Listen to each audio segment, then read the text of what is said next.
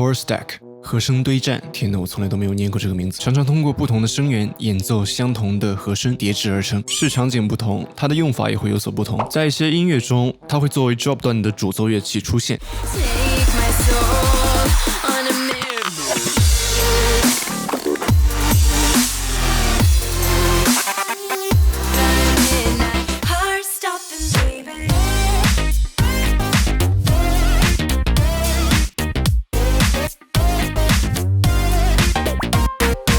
而在另一些音乐中，它也会作为各个段落的铺底乐器出现。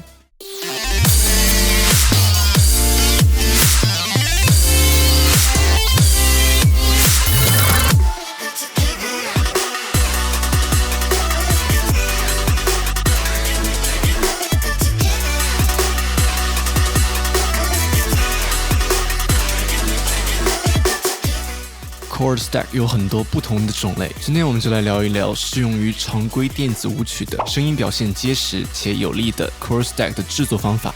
第一步，和弦设计。写和弦时，音符数量太少，容易导致 Chord Stack 的听感过薄，而音符数量太多又容易模糊掉和弦的色彩。把音符数量控制在6至10个之间，会是一个相对而言能够维持好听觉平衡的选择。聪明的同学这个时候就要问了，老师，我只想写3和弦，你让我怎么用那么多音去写3和弦？阿妈姨，你可以单独拿出和弦中的根音和五音做铺底，再去比铺底部分高八度的音区建立和弦。音符数量不够的话，可以根据自己的喜好重复补充音符。用以 C 为根音的和弦举例，可以像是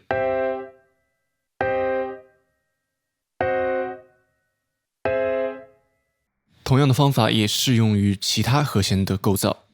顺便一提，今天作为示例出现的和弦是 F 大9加6和弦。现在我们要把和弦中不同音区的音分配给 Chord Stack 中用于叠层的乐器们去使用。根音分配给 Bass， 打个比方的话，这就是房子的基底，或者是人的脚，或者是奥利奥最下面那一层饼干。冠音分配给 Lead， 这是房顶，也是人头，也是奥利奥最上面的一层饼干。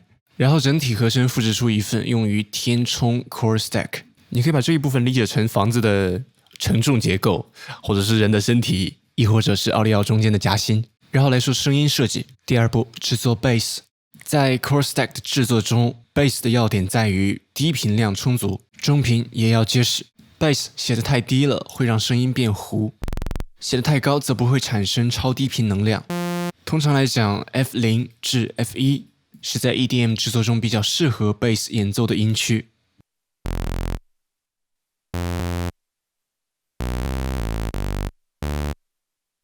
选择你喜欢的波形，加入失真。此处我选择的失真模式为 Signfold。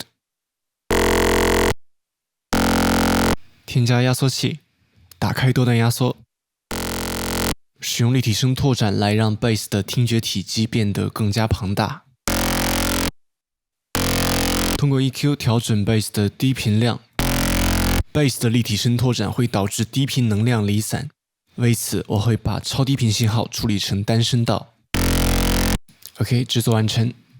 第三步，制作 Supersaw。在此 Supersaw 将作为 Chord Stack 的主要内容填充部分出现，演奏和声。锯齿波，给锯齿波做失谐，调整失谐量，推荐控制在 0.2 附近。复音数起码要到8以上，再往上走区别不大，根据自己的硬件配置去做调整吧。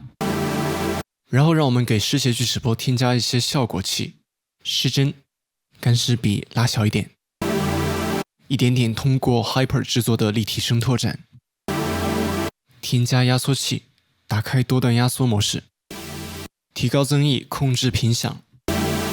声音雏形就完成了。现在让我们复制 Oscillator A 到 Oscillator B 上，并提高一个8度。高8度的部分音量拉小，然后制作一个简单的颤音效果，让声音从啊变成啊。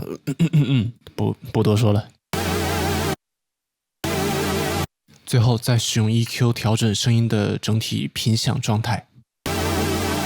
超低频滤调这个部分留给 Bass， 提高声音的硬度，衰减一些高频。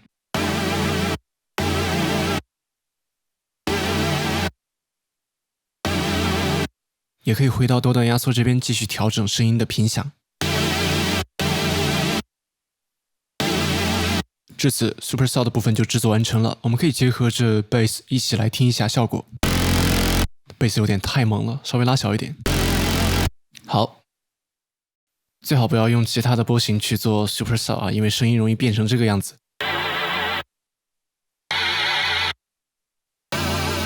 还是锯齿波和方波好用一些。第4步，制作 Lead， 使用 Lead 演奏和弦中的冠音，它就像一件大衣被披在了 Chord Stack 上，它听起来是什么样的 ，Chord Stack 在大程度上听起来就会是什么样的。我们要用之前完成的 Bass 与 Super Saw 部分来实现结实这一听觉属性，最后通过 Lead 赋予 Chord Stack 个性，而不是随机叠一堆预制音色演奏和弦，期待它会让 Chord Stack 产生变化。当然，如果您能通过这种方法制作出自己想要的声音，我替你感到高兴。回到 Lead 的话题上，我会从头演示一个拥有颗粒感的 Lead 音色的制作。锯齿波，先制作颤音效果。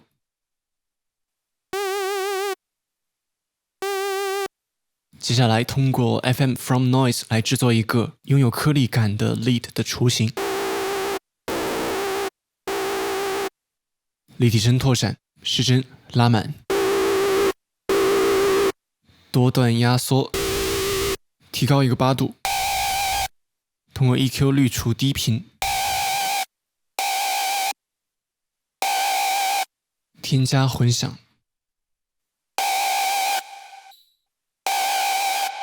OK， 制作完成，最终成品。至此，我们就完成了一段结实而又有力的 Chord Stack 设计。你可以使用相同的工作流程去制作不同的 Chord Stack。希望这个视频可以帮助到大家，也欢迎各位分享自己的想法到评论区哦。我是焦彦菠萝，我们下期再见，拜拜。